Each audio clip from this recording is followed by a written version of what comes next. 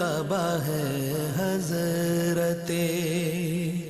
عثمان غنی کا، کیا مرتبہ ہے حضرت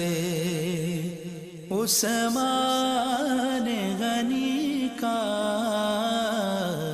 اعوذ باللہ من الشیطان الرجیم، بسم اللہ الرحمن الرحیم۔ ناظرین محترم السلام علیکم ورحمۃ اللہ وبرکاتہ۔ میں ہوں آپ کا میزبان محمد رئیس احمد، اور پیش کیا جا رہا ہے خصوصی پروگرام حضرت سیدنا عثمان غنی رضی اللہ تعالیٰ عنہ کے حوالے سے، اور آپ کی خدمت میں خراج عقیدت و محبت ARYQTV پیش کر رہا ہے۔ اور اس پروگرام کا نام ہے اسلام اور نوجوان، جس میں نوجوانوں کو بھی مدعو کیا گیا ہے اور علماء حضرات کو بھی زحمت کلام دی گئی ہے تاکہ وہ حضرت سیدنا عثمان غنی خلیفہ ثالث کی بارگاہ میں عقیدت پیش کریں بانداز نثر، اور اس کے بعد انشاءاللہ ہمارے نوجوان جو ہیں سوالات قائم کریں گے۔ حضرت سیدنا عثمان غنی رضی اللہ تعالیٰ عنہ کو جہاں دیگر تفردات حاصل ہیں، بہت زیادہ تخصص حاصل ہے،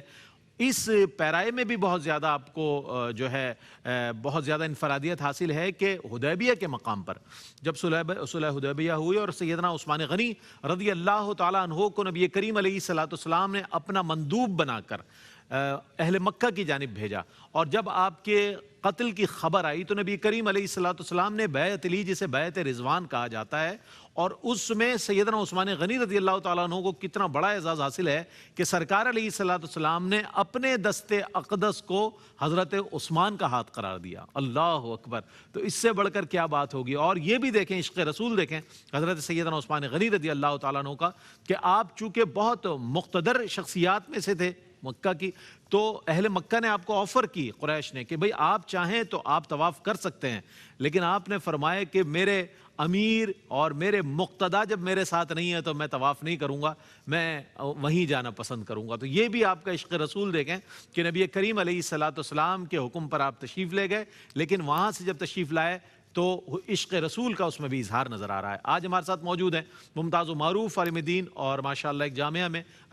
جو ہے فتویٰ نویسی فرماتے ہیں، دارالفتاء سے وابستہ ہیں، ممتاز عالم دین ہیں اور خود بھی تدریس سے وابستہ ہیں، علامہ مفتی سید زیغم علی شاہ صاحب گردیزی تشریف فرمائیں۔ السلام علیکم ورحمۃ اللہ وبرکاتہ۔ السلام ورحمۃ اللہ وبرکاتہ۔ ماشاءاللہ، اور ملک و ملت کے نوجوان موجود ہیں، بڑے پرعزم ہیں اور اپنے سوالات کے ساتھ موجود ہوتے ہیں، چونکہ جو بیان ہوتا ہے اس بیان میں سے کچھ سوالات کشید کر کے پیش کر دیتے ہیں۔ السلام علیکم ورحمۃ اللہ وبرکاتہ۔ وعلیکم السلام ورحمۃ اللہ۔ جناب آتے ہیں آج کے بیان کی جانب، اور علامہ مفتی سید زیغم علی شاہ صاحب گردیزی کیا فرمائیں گے حضرت سیدنا عثمان غنی رضی اللہ تعالیٰ عنہ کے تناظر میں۔ بسم اللہ الرحمن الرحیم، اللہم صلی علی محمد وعلی آل محمد وبارک وسلم۔ بہت شکریہ رئیس بھائی۔ سیدنا عثمان غنی رضی اللہ تبارک و تعالیٰ عنہ ان خوش نصیب افراد میں شامل ہیں کہ جنہیں اللہ تعالیٰ نے دامن رسالت مآب صلی اللہ تعالیٰ علیہ وآلہ وسلم سے وابستگی عطا فرمائی۔ اور زمانہ جاہلیت میں بھی اگر ہم دیکھیں تو عرب کے معاشرے میں، جہالت زدہ معاشرے میں جو افراد اپنے اخلاق و کردار کی وجہ سے پہچانے جاتے ہیں، حضرت عثمان غنی رضی اللہ تعالیٰ عنہ ان میں شمار کیے جاتے ہیں۔ یعنی سخاوت ہو، شرم و حیا ہو، عفت و پارسائی ہو، پاک دامنی ہو، یہ ساری چیزیں اس معاشرے میں کہ جہاں شرم و حیا سے عاری معاشرہ ہے، وہاں اخلاقیات کا کوئی نام و نشان نہیں ہے، اس معاشرے میں سیدنا عثمان غنی رضی اللہ تعالیٰ عنہ آپ کا مقام یہ ہے کہ آپ انتہائی عفیف ہیں، شرمسار ہیں، پاک دامن ہیں، اور انتہائی شرم و حیا کو اپنانے والے ہیں۔ آپ صلی اللہ تعالیٰ علیہ وآلہ وسلم نے جب اعلان نبوت فرمایا، اور اس سے قبل آپ کا ایک سوچ اور ایک آپ کی چاہت یہ تھی کہ جس طرح یہ خصوصیات آپ کی ہیں، جس طرح یہ شرم و حیا اور اخلاقیات والا معاملہ آپ کے ساتھ ہے، آپ یہ چاہتے تھے کہ پورے معاشرے میں اس طرح کا ماحول پیدا ہو، اور پورا معاشرہ ایسا ہو کہ جس میں سب کی آنکھوں میں حیا ہو، سب کے کردار میں شرم ہونی چاہیے، عفت و پارسائی ہو، اور پھر برائیوں سے بچ کر معاشرے کو ترتیب دیا جائے، کسی پر ظلم و ستم نہ ہو، کسی کا حق غصب نہ کیا جائے، ظالم کی ظلم سے اس کو روکا جائے، مظلوم کی مدد کی جائے۔ یعنی آپ یہ چاہتے تھے کہ ان اخلاقیات سے بھرپور معاشرہ ہونا چاہیے، اور چونکہ اس زمانے میں اس کا تصور نہیں کیا جا سکتا تھا، آپ صلی اللہ علیہ وسلم نے جب اعلان نبوت فرمایا تو حضرت سیدنا صدیق اکبر رضی اللہ تبارک و تعالیٰ عنہ آپ اولین اسلام قبول کرنے والوں میں سے ہیں، تو آپ کی تبلیغ پر اور آپ کی دعوت پر جب آپ نے حضرت عثمان غنی کو پیغام دیا تو آپ نے پوچھا کہ اسلام کیا ہے، مذہب کی خصوصیات کیا ہیں،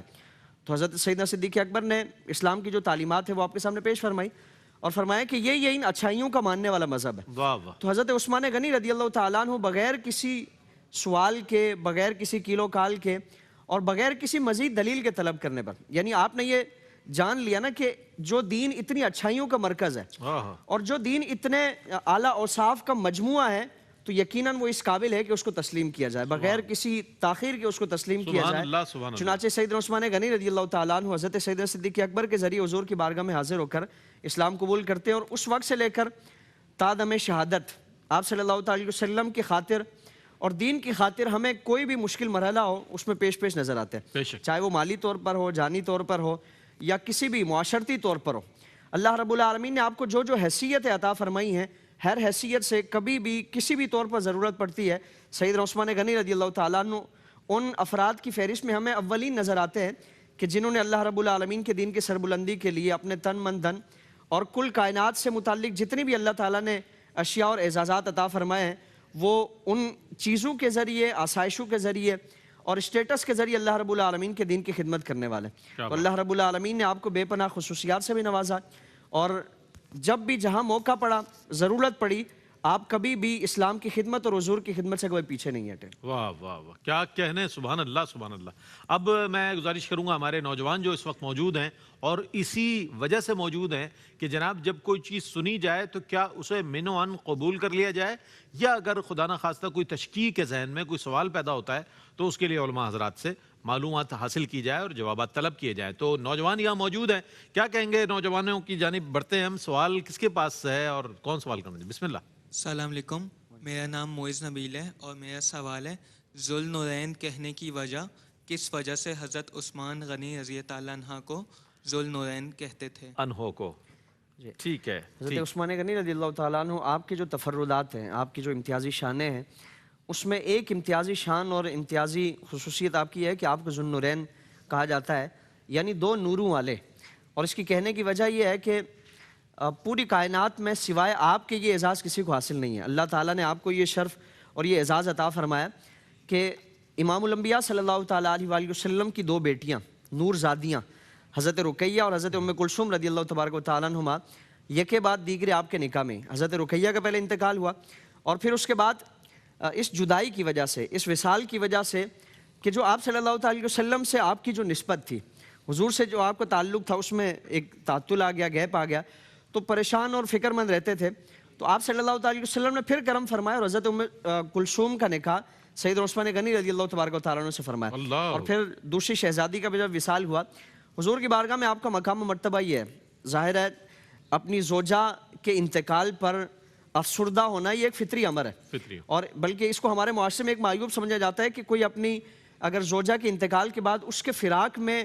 کوئی غم کا اظہار کرے، اس کو ایک عجیب تصور کیا جاتا ہے۔ حضرت عثمان غنی رضی اللہ تبارک و تعالیٰ عنہ آپ انتہائی مغموم رہتے تھے۔ ایک تو حضور سے جو ایک تعلق تھا وہ اس میں تھوڑا فرق آ گیا، اور پھر آپ صلی اللہ علیہ وسلم کی لخت جگر حضرت ام کلثوم، حضرت رقیہ دونوں کا انتقال ہو گیا، تو آپ صلی اللہ علیہ وسلم نے ڈھارس اور تسلی اور حوصلہ دینے کے لیے حضور نے فرمایا کہ عثمان اگر میری 40 بیٹیاں بھی ہوتی تو یکے بعد دیگرے میں تمہارے نکاح میں دے دیتا۔ یعنی اگر آپ کو اللہ رب العالمین اتنی بیٹیاں بھی عطا فرماتا تو حضور فرماتے ہیں، اپنے اس خواہش کا اظہار فرماتے ہیں کہ میں یکے بعد دیگرے تمہارے حق میں دے دیتا۔ امام اہل سنت نے اسے سے متعلق فرمایا نا کہ نور کی سرکار سے پایا دوشالہ نور کا، ہو مبارک تم کو ذوالنورین جوڑا نور کا۔ تو ذوالنورین کہنے کی وجہ، اور پھر نور زادی ہے، یعنی جن کی بیٹی نور ہے، جن کی وجہ سے نور ہے، وہ اللہ تعالیٰ نے ان کو کتنی نورانیت عطا فرمائی ہوگی اس کا اندازہ نہیں کیا جا سکتا۔ اللہ اللہ، سبحان اللہ سبحان اللہ، کیا ہی خوبصورت انداز میں مفتی صاحب نے اپنا جواب مکمل فرمایا۔ جی جناب، اگلا سوال۔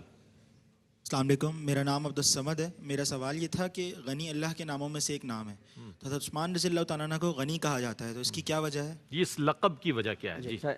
سب سے پہلے تو یہ جان لیں کہ اللہ رب العالمین کی جو صفات جو خاص ہیں، صفات خاصہ ہیں، جس طرح خالق ہے، رازق ہے،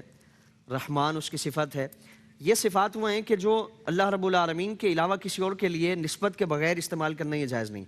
یعنی اگر خالق کا جو آپ صلی اللہ رب العالمین کا جو اسم مبارک ہے، اگر کسی اور کے لیے استعمال کر رہے ہیں تو عبد الخالق کہہ سکتے ہیں، یا عبد خالق کہہ سکتے ہیں، عبد الرحمن کہہ سکتے ہیں، بغیر نسبت کے کسی اور کے لیے استعمال نہیں کیا جا سکتا۔ لیکن بعض صفات ایسی ہیں کہ جو صفات خاصہ نہیں ہیں، قرآن کریم میں بھی اور حدیث رسول صلی اللہ علیہ وسلم میں ان کو اللہ رب العالمین کے علاوہ عوام الناس کے لیے بھی استعمال کیا گیا۔ تو اس میں عام لوگوں کے لیے بھی اس کو استعمال کیا جا سکتا ہے، لیکن وہاں بھی پیش نظر یہ رہنا چاہیے، فرق یہ ملوز خاطر رہے کہ جس طرح غنی ہے تو اللہ رب العالمین غنی یعنی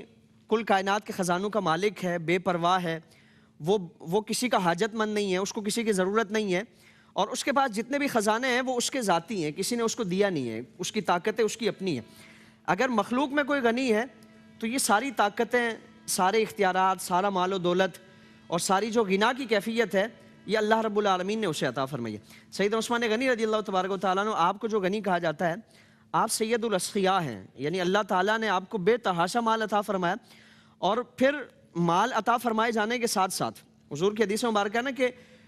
مالی طور پر کسی کا امیر ہونا یہ غنا نہیں بلکہ دل کا غنی ہونا یہ بڑا کمال والا۔ واہ واہ، تو آپ صلی اللہ علیہ وسلم کی صحبت کی برکت سے اللہ تعالیٰ نے آپ کو دل کا غنا عطا فرمایا، یعنی آپ نے مال کو کبھی بھی دین کی خدمت کے لیے، اللہ کی راہ میں مخلوق کی خدمت کے لیے کبھی اس کو خرچ کرنے سے گریز نہیں کیا۔ کبھی بھی ضرورت پڑتی ہے آپ صلی اللہ علیہ وسلم تاکید فرماتے ہیں، صحابہ اکرام کو دعوت دیتے ہیں، آگے بڑھ چڑھ کر صحابہ اکرام سے اپنے مال کو پیش کرنے والے، چاہے وہ جیش الاسرہ کا معاملہ ہو یا حرم شریف کی توسیع کا معاملہ ہو، مسجد نبوی کی توسیع کا معاملہ ہو، بیر روما کی خریداری کا معاملہ ہو، یہ سارے مواقع ہیں کہ جب بھی اسلام کو ضرورت پڑتی ہے سیدنا عثمان غنی اپنا مال لے کر حضور کی بارگاہ میں پیش رہتے ہیں، اور بے تحاشا مال، اور اتنا حضور نے تحسین فرمائی، حضور نے فرمایا کہ عثمان نے اللہ کی راہ میں اتنا مال خرچ کیا ہے کہ اگر کوئی اضافی عمل نہ بھی کریں تو اللہ رب العالمین نے جو انہیں مقام عطا فرمایا ہے اس میں کسی قسم کا فرق نہیں آ سکتا۔ کیا بات ہے، سبحان اللہ سبحان اللہ۔ جی اگلا سوال۔ السلام علیکم ورحمۃ اللہ وبرکاتہ۔ وعلیکم السلام ورحمۃ اللہ وبرکاتہ۔ میرا نام حافظ دانش شوان ہے۔ میرا علامہ صاحب سے سوال یہ ہے کہ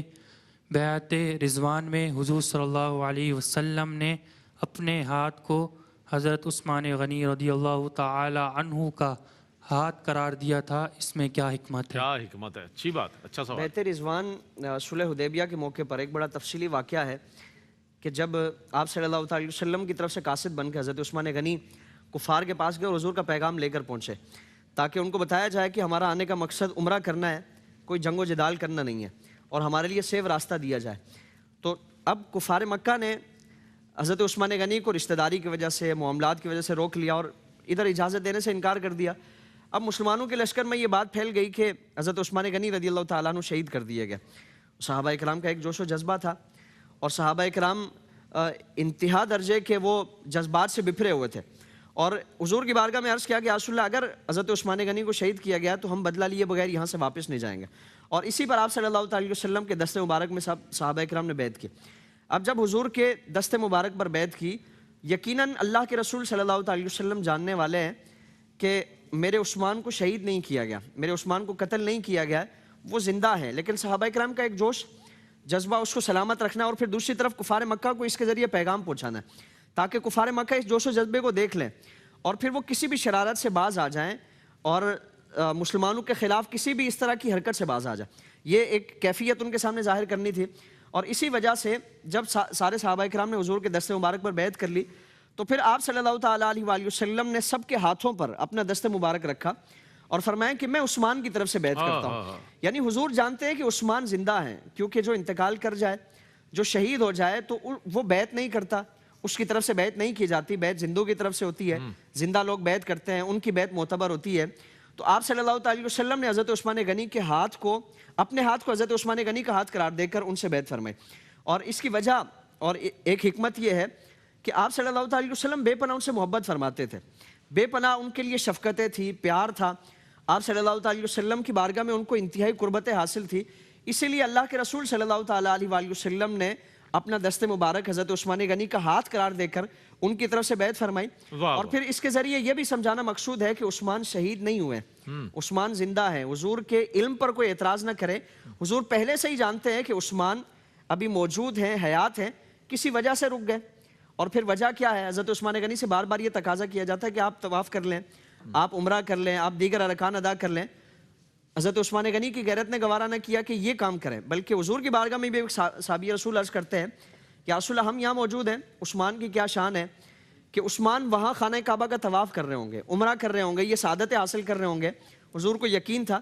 آپ صلی اللہ علیہ وسلم نے فرمایا کہ میرا عثمان مجھے چھوڑ کر یہ عمل نہیں کر سکتا، یعنی عثمان کی غیرت یہ گوارا نہیں کرے گی کہ میں یہاں عمرے کے لیے انتظار کرتا رہوں، میں راستہ محفوظ ہونے کے لیے انتظار کرتا رہوں اور مجھے چھوڑ کر وہاں وہ عمرہ کرتے رہیں۔ تو آپ صلی اللہ تعالی وسلم بھی بے پناہ ان سے محبت کرتے تھے، اسی لیے ان کے ہاتھ کو اپنا ہاتھ قرار دے کر تمام صحابہ کرام سے ان کی طرف سے حضور نے بیعت فرمائی۔ سبحان اللہ سبحان اللہ۔ مفتی صاحب کیا کہنے۔ اجمل چشتی صاحب بہت معروف شاعر ہیں، انہوں نے عقیدہ اہل سنت بیان کیا ہے حضرت عثمان غنی رضی اللہ تعالیٰ عنہ کی خدمت میں ان اشعار کی صورت میں کہ شاہکار رسالت ہے جو قسمت کا دھنی ہے، شاہکار رسالت ہے جو قسمت کا دھنی ہے، داماد پیمبر ہے وہ عثمان غنی ہے،